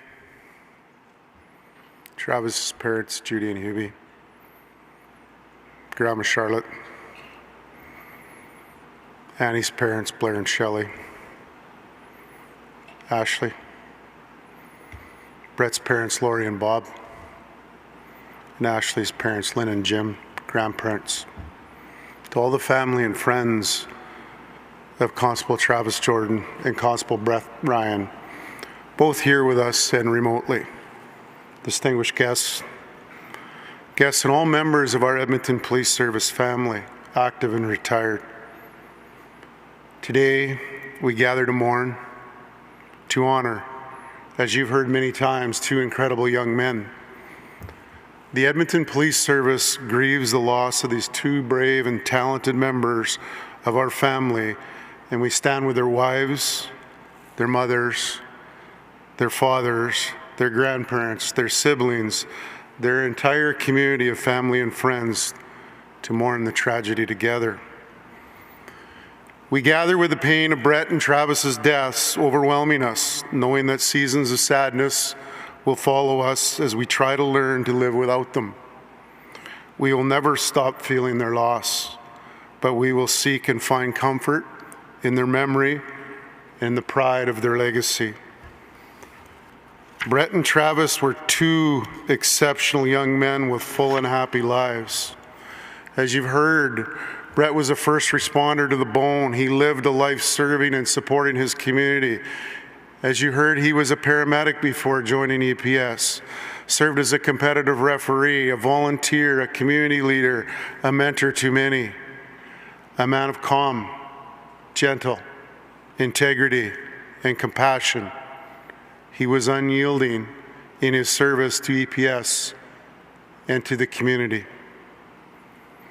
Travis was someone who took initiative, showed perseverance, was outgoing, trustworthy, dependable. He was a remarkable human who allowed his humanity to shine, bringing a caring nature, attention to detail, sense of humor, and an outstanding loyalty to those in his life in Edmonton and his beloved Nova Scotia. They both honored their uniform, each with records full of examples of exemplary service. As they encountered people in moments of frustration, anger, fear, of tragedy, they offered outstanding understanding and compassionate. They showed up for us all every single day. From everything I know of these individuals, they were also perfect partners, described as persevering, resilient, and committed to community. Travis and Brett ventured dutifully into a dark and a dangerous moment, answering a call when someone in a moment of profound vulnerability, and they made the ultimate sacrifice, their lives, to protect their community. This truth changes things. In grief, we all ask, what can we do? First, we need to lean into this moment. Grief is not a thing we can hide from or run from. We know this from our lives and from the moment we first were alerted to this unspeakable tragedy. We cannot shy away from the magnitude of what has happened or its impact. As chief, I have seen it in every face I've encountered since that early morning call. And now I see it on all of us. As police, as first responders, we lead lives of service, and we know, even in our trauma, that our commitment to service means seeking to prevent and remove pain and suffering from others. Managing this commitment and the terrible consequences that can result is one of the most difficult parts of our service. We've had to mark this moment for 8 officers in the last 6 months in our nation. The entire national and international policing community present here today is very mindful of this and the increased risks that we now carry. In moments like this, we need to attend not just to the moment, but what it means and how we all must ensure we don't continue to gather this way. All of us who lead must take up this challenge together. Our police service is grieving, but even in our grief, we show up, all of us, every day. I am so proud of every member of our service, their commitment to lean in, lean on, and look after each other in this time of need, even when their own tanks are close to empty. It's an incredible display of courage, of perseverance, resilience, equal to the men we honor today. We have not faltered, not for a moment, since we heard the news that we never, ever want to hear. In turn, we are grateful for how our community has shown up for us, whether at a school that literally wrapped itself in blue, or the countless children and teachers who have worn blue, sent cards, and placed flowers. Our community has delivered food, laid more flowers, lined procession routes, tied ribbons on posts, on trees, and turned porch lights on. Building lights and bridges in blue, thousands of emails, thousands of texts offering support have been sent from our local community and around the world. Our community has bared witness to these moments and stood with us in our time of grief. It has been noticed and felt by us all. Thank you. As we show up, we have to lean on each other, our fellow officers and members, our first responder community, our families and friends. We see such a poignant example of those here for Brett and Travis's family. We all hold our families a little tighter now. We are actively supported by so many first responders across so many agencies near and far who have marched with us today. You showed up for us right from the first moment. You did this without question, without hesitation, to pay respects to both Travis and Brett and their families. To the Calgary Police Service, the RCMP, the sheriffs, our fire department, and many others who have helped lighten our load today so we can have so many officers present to pay our respects. We have been directly aided by our foundation, those who have donated to both families, our city, our province, and people across our nation are here to offer the support from when they first heard the news. Thank you to all. When someone is loved is lost, it can feel cruel that the world doesn't stop when they stop. It goes on. And so we must go on and look after each other in the weeks and months and years ahead. First, to the Jordan and Ryan's families, thank you for allowing us to share this moment with you. There is no way we can do enough to honor the sacrifice they made that you all now endure. You are part of our family. We will be there for you in every way we can, today, tomorrow, and always. And to the incredible people of the Edmonton Police Service, to each and every one of you, we must support each other and help each other find strength when we struggle, and we will struggle. But we will honor Brett and Travis by always remembering them for what they are and what they mean to us. We will strive to be deserving of what they gave. We need to focus on who they were and what this now means for us of all. We should not wait for the funerals of the fallen before we lift them up, celebrate them, and show them our respect. We need to do this more readily and more meaningful as a community more often. This is how we carry on. We carry Travis and Brett, and we never let them go. Constable Travis Jordan, Constable Brett Ryan, thank you for all that you've done for us and for our community. You will not be forgotten. Rest in peace.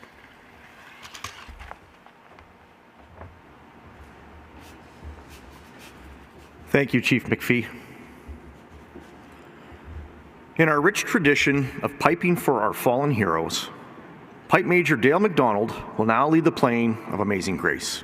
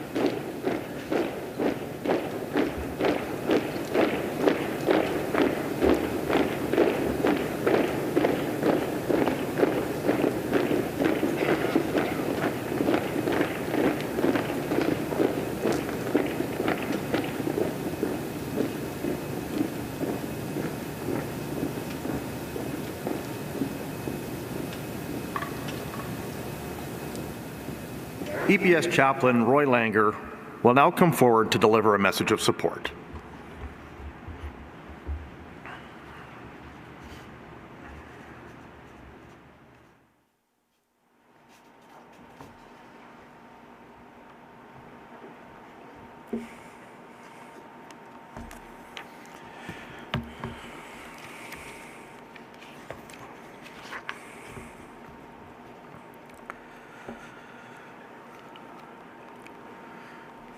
This has been such an honor, coming to know families that 10 days ago I've never heard of,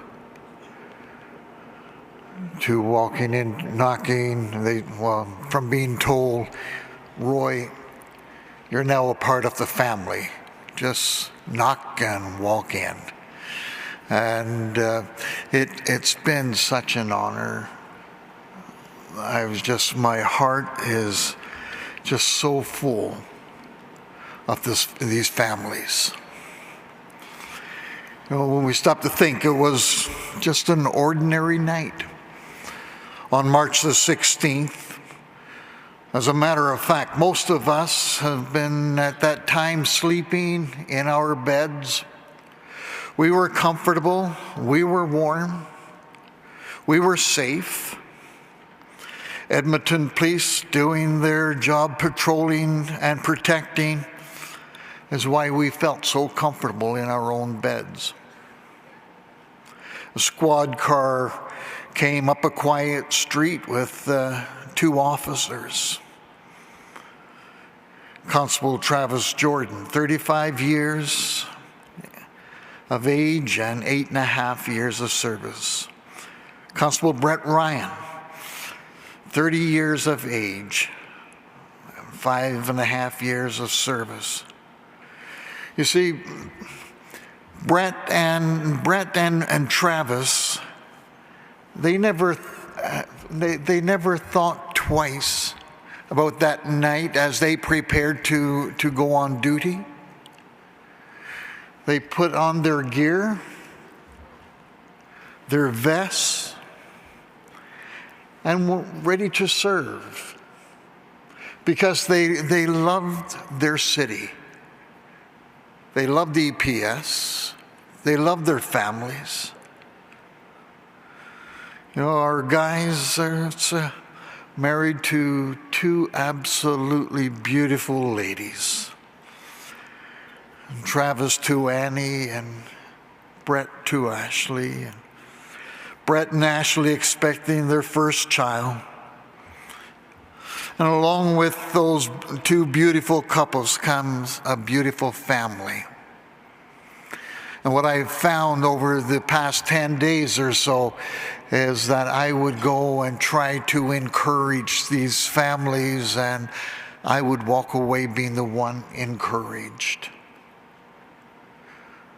My life has been so full because I've come in contact with you folks. And I can't imagine how many lives that you've been able to touch with your husbands over the years. That night will always be a part of us. No matter what we do, we will not be able to take it away from our minds. When I received the call,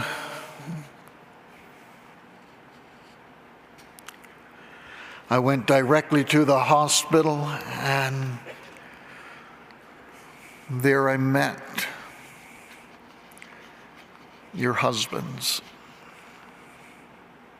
and I met you, moms and dads and Nanny and Grandpa's brothers and sisters.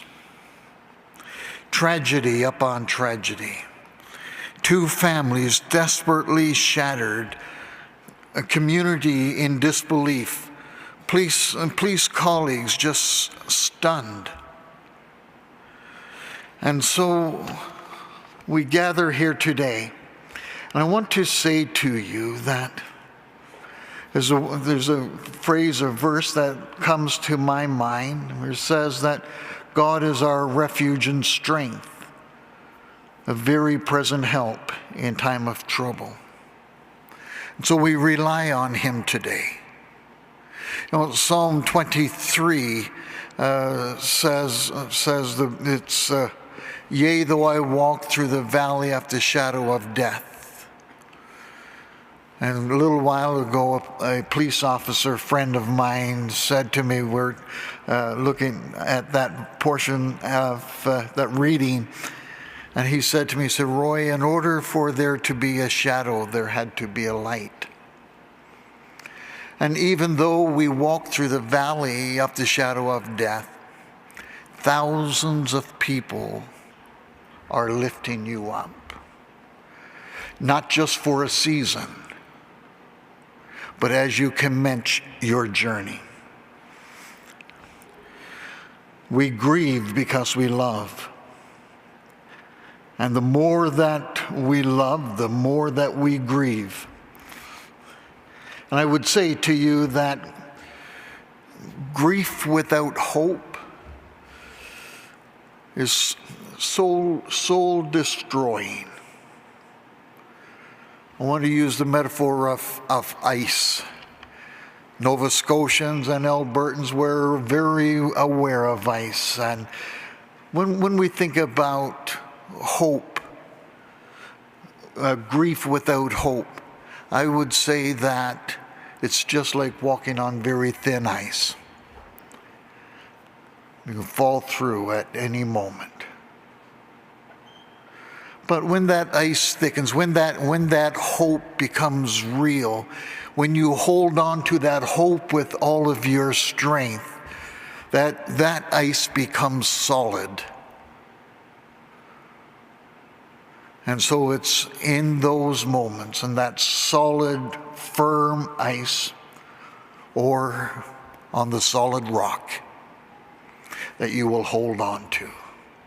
Yes, the waves will come.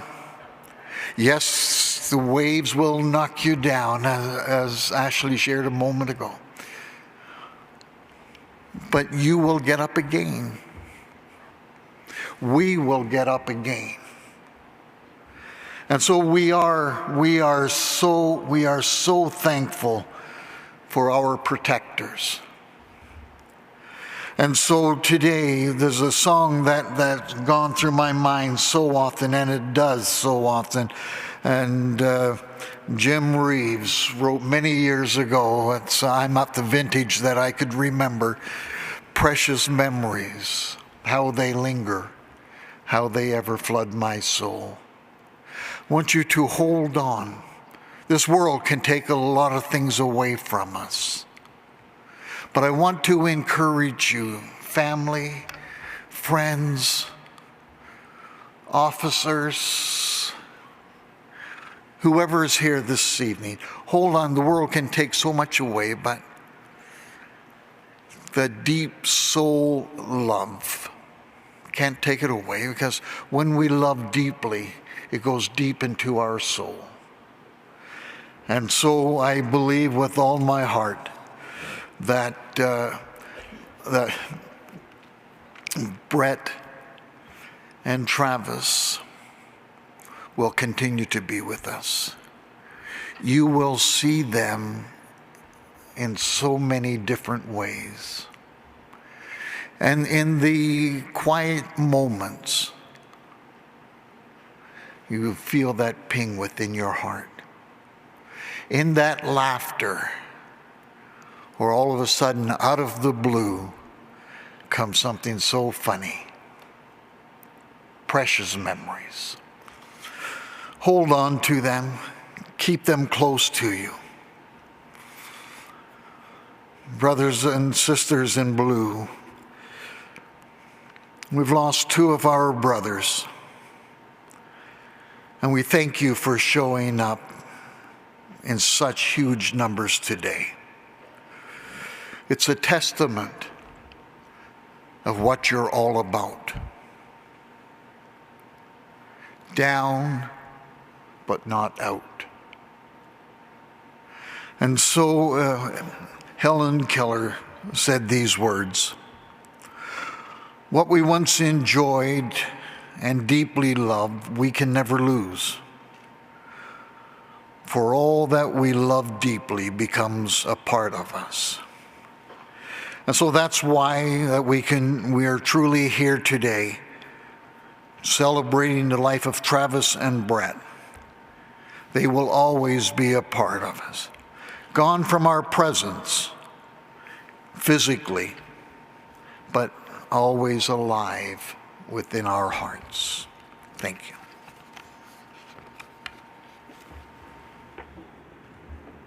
Thank you, Chaplain Langler. I would now ask everybody to please stand. Before the chaplain delivers the benediction, the Corps Sergeant Major will address the parade. Parade! Attention! Parade! Remove! Head! Dress!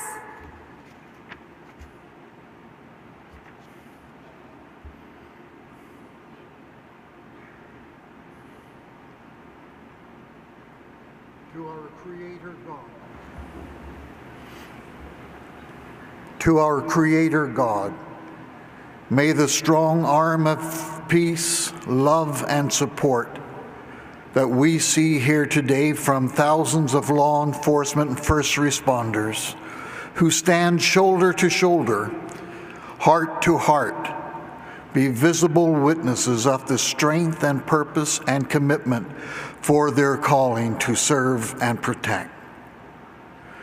And may the God of all comfort bring you hope where there is despair. May the God of all comfort bring you sunshine where there is darkness. May the God of hope give us all courage to press on, and in doing so will bring honor to the lives of Constable Travis Jordan and Constable Brett Ryan. Love forever loved, forever remembered. Amen. Amen.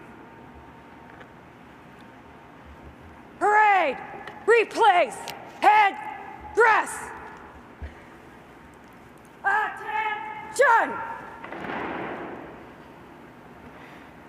Bugler Constable Beth Lane from the Calgary Police Service will now play the last post. This will be followed by a moment of silence, the Piper's Lament, and the Rouse. Prior to the moment of silence, a bass drum will pound 3 beats. Attendees are asked to drop their head on the 3rd beat of the drum. At the conclusion of the lament, the bass drum will sound off 3 more beats, and heads will come up on the 3rd beat. Bugler! Last post!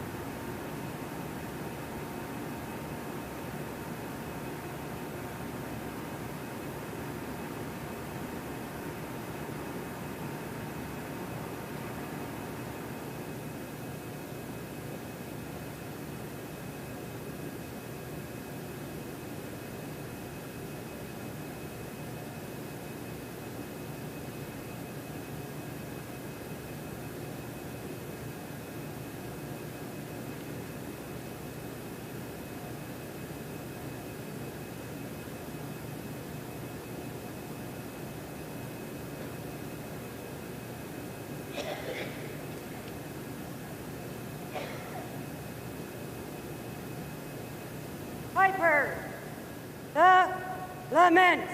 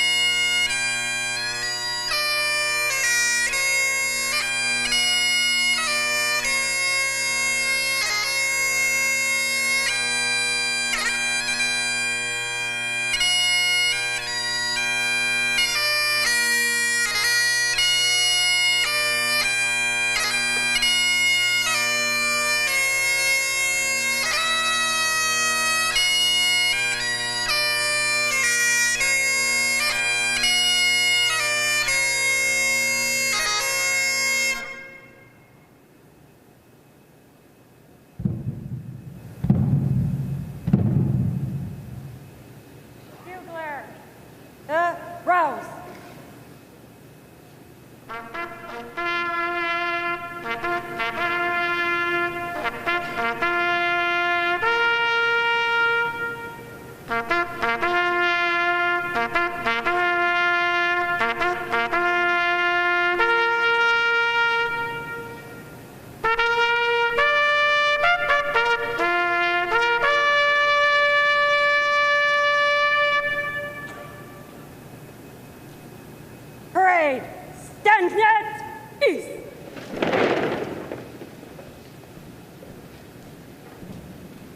Everyone may be seated.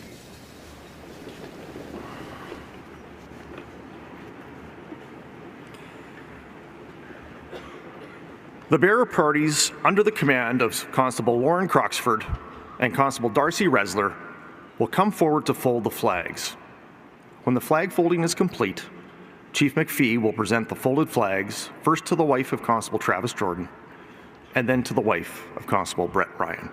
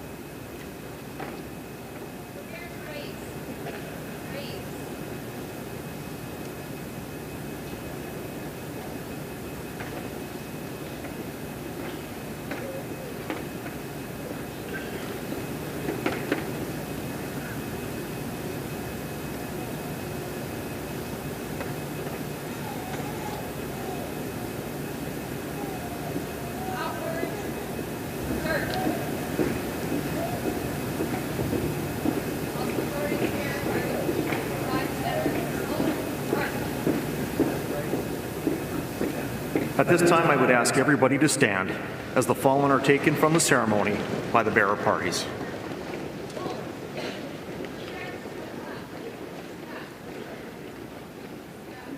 Parade, attention!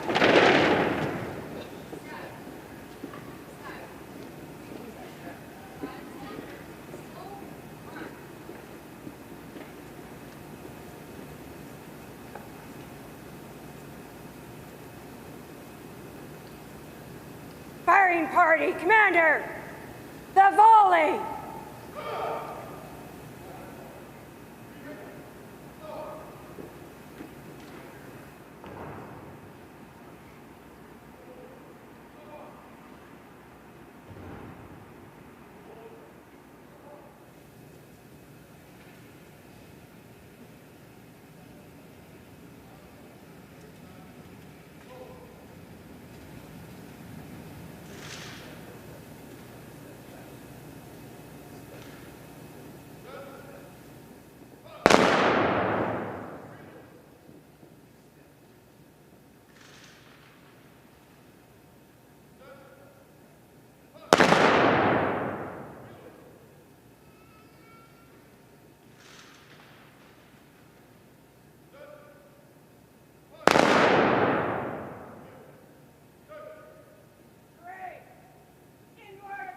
Turn!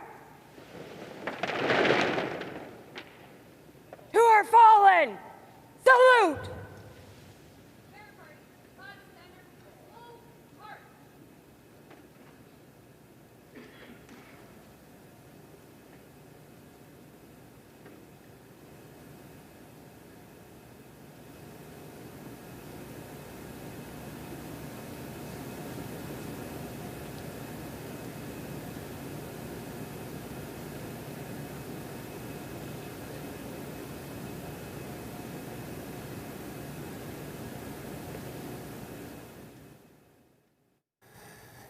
And you are watching live as this funeral comes to an end, an emotional and at times heartbreaking funeral service for Constables Brett Ryan and Travis Jordan at Rogers Place. Of course, we heard from many family and friends of these two officers. A lot of symbolism there at the end of this program, as well as you saw the caps, medals, badge given to the families, as well as that flag that was folded up and given to them.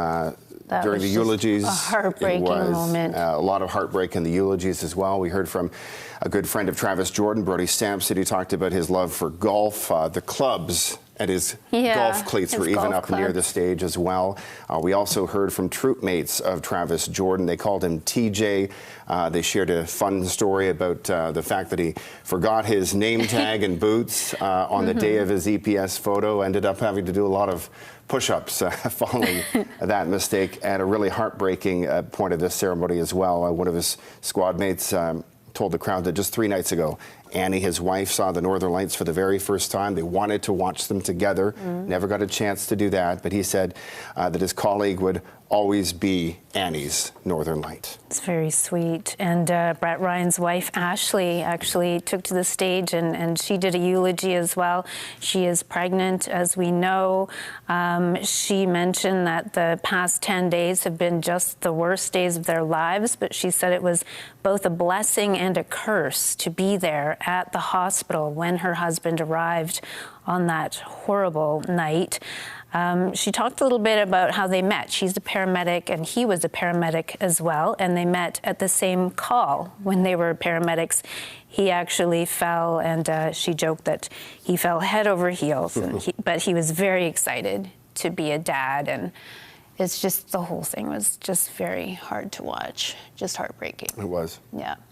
All right, and that wraps up what has been a very emotional few hours, an emotional few weeks, as the deaths of 2 Edmonton police officers rocked our city to its core. The city, the province, the entire country really together as one, honoring and saluting Constables Brett Ryan and Travis Jordan for their service and their ultimate sacrifice. Of course, we'll have continuing coverage on the funerals for the fallen officers coming up on Global News at 5 and the News Hour at 6. We thank you for joining us today. Thank you.